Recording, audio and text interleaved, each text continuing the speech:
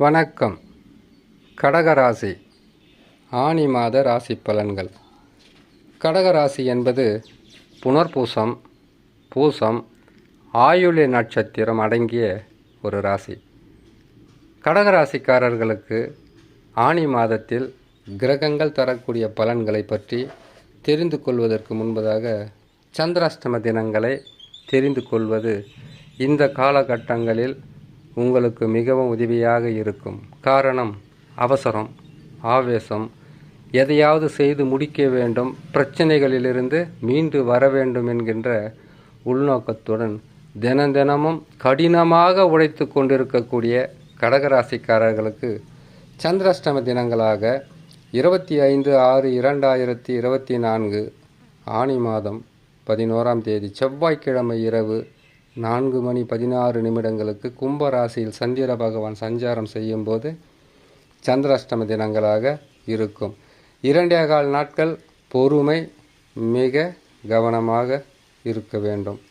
காரணம், இந்த 2.25 நாட்களில் புதிதாக தொழில் தொடங்கக்கூடாது, யாரிடமும் வாக்குவாதத்தில் ஈடுபடக்கூடாது, கடன் பெறுவது, கடன் கொடுப்பதை தவிர்ப்பது உத்தமம்.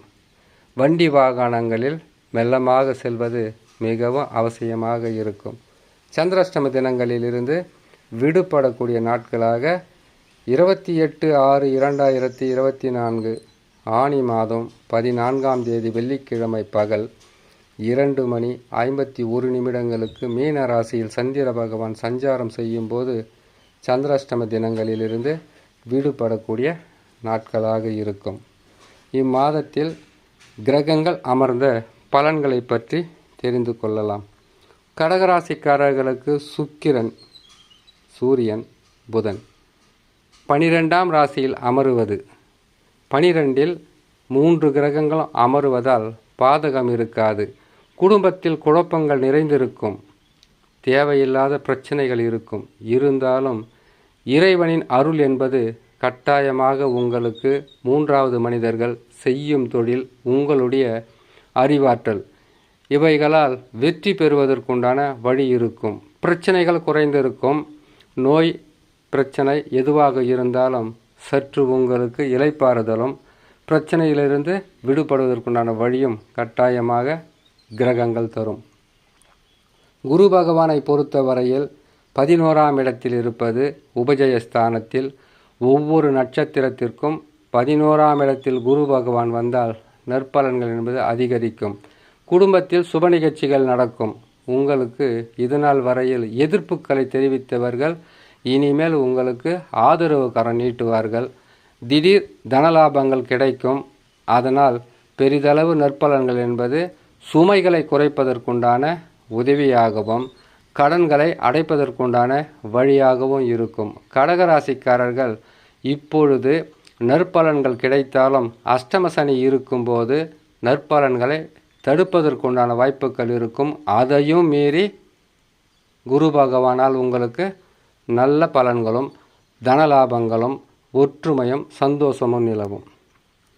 செவ்வாய் பகவான் ஆட்சி பலம் பெற்று ஆனி மாதத்தில் 10ஆம் இடத்தில் அமருவது உங்களுடைய தொழில், உங்களுடைய தைரியம் உருவாக இருந்தாலும் அதிகப்படியாக செயல்பட்டு வெற்றிகளை பெறுவதும் அதிர்ஷ்டங்களை தரக்கூடிய அமைப்பில் செவ்வாய் பகவான். ராகு பகவான் 9ஆம் இடத்தில் இருப்பது, உங்களுக்கு பெரிதளவு பாதகம் இருக்காது, சாதக பலன்களாகவே இருக்கும். சனி பகவானை பொறுத்தவரையில் அஷ்டம சனியாக இருக்கிறார்.